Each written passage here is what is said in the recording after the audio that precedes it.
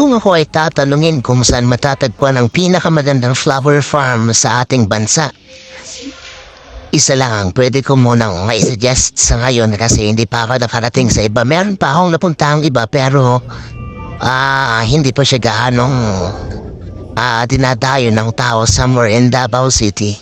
And other areas pa guys, marami pa niyan. Sa ngayon, ito yung muna yung aking nais-share sa inyo guys. Ito yung Northern Flower Farm sa Atok Benguet. So yun, pinuntahan ko itong lugar na ito at napakaganda nga ng mga flowers guys dito. Kayo kakaiba at iba-iba.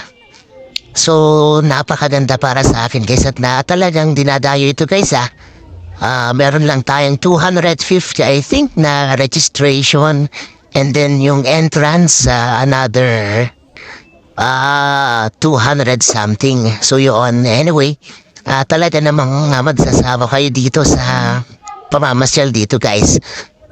Dalhin na ang buong pamilya kung gusto nyong pumasyal dito guys. Napakaganda, super para sa akin at 2 thumbs up ako dito guys.